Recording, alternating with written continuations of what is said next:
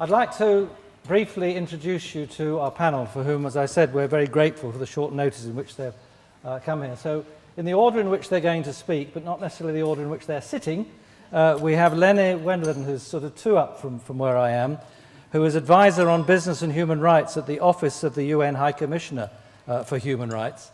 I remember her being very helpful to me way back in 2003 when I chaired a meeting at the UN in Geneva. So she has been involved together for a long time. That was to do with the UN norms, and we've moved on a long way since then. She's here representing the team of John Ruggie, the UN Secretary-General's Special Representative on Business and Human Rights, but she's very clearly not speaking for him, I think is what you said. But she's been working in a very strong supportive role for his work since 2005. She's also responsible for the OHCHR's work with the Global Compact. So Mark Stewart, who's two from the end on the right, in case you hadn't spotted him, is Chairman of the Hermes Equity Ownership Services, which has nothing to do with hedge funds. It's actually an organisation that helps institutional shareholders around the world to meet their fiduciary responsibilities and become active owners of public and private companies in a responsible way. He's a member of the board at Accenture and Saudi Aramco. He's a former chairman of Anglo-American and Royal Dutch Shell. He's chair of the UN Global Compact Foundation, co-chairman of Global Business Coalition on HIV and AIDS, tuberculosis and malaria, and on the board of the International Institute for Sustainable Development. And how on earth you managed to find time to come here tonight, I don't know. But he has, as I know personally, been a long-term advocate of better corporate human rights performance. Charmian Gooch is to his left, and she is co-founding director of Global Witness, an organisation many of you will have heard about, big on advocacy in this area. She jointly led the first advocacy campaign exposing the illegal trade in timber by the Khmer Rouge and cutting off a key source of its revenue.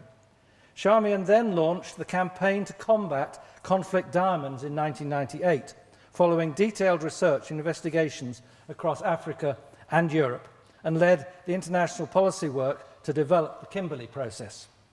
In 2005, Charmian and fellow founders Simon Taylor and Patrick Alley won the Gleitzman Foundation International Activists Award. Thanks very much for being with us, Charmian. Michael Smith, CBE, is the lawyer amongst us. There are actually quite a few lawyers amongst us, but he's particularly a lawyer amongst us, and is consultant to Clifford Chance, which is a global law firm that gives great emphasis to corporate responsibility. He's a former head of public policy at Clifford Chance. He's chairman of Public Concern at Work, the whistleblowing charity, and of Social Welfare Law Coalition. He's also the author of Business and the Human Rights Act. So thanks again for being with us, Michael. Next is Peter Frankenthal, who's two from the end on my right, and he's the Economic Relations Programme Director of Amnesty International UK, and also chair of the Corporate Responsibility Coalition, or CORE, as many of you know it, in the UK.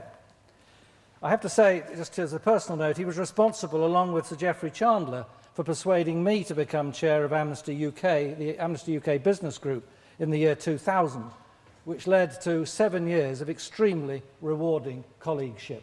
A lot of fun and a lot of learning on my part. He's a really deep thinker on human rights and one of the wisest men I know. Peter's also a trustee, I'm delighted to say, of the Business and Human Rights Resource Centre.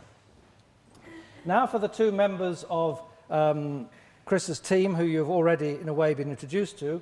Abiola Okpechi, who's at the far end, is the Business and Human Rights Resource Centre's Anglophone Africa researcher and representative. Abiola's a lawyer with a great deal of experience in human rights work. She's a national of Nigeria, but based in Cape Town, where she's studying for a PhD at the University of Cape Town when she's not actually working for the Resource Centre. She has a responsibility for 24 countries and does magnificent work in what's supposed to be a half-time job. That is very much the way of Chris Avery's outfit, I have to say. Maurizio Lazala, our final panellist on my immediate right here, is the senior researcher at the Business Human Rights Resource Centre, a Colombian national, an international lawyer, they're all lawyers, with human rights experience in Latin America, the Middle East, and Europe.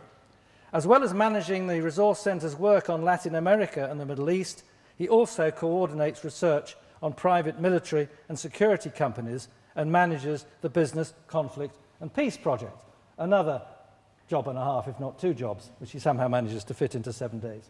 That's your panel, ladies and gentlemen.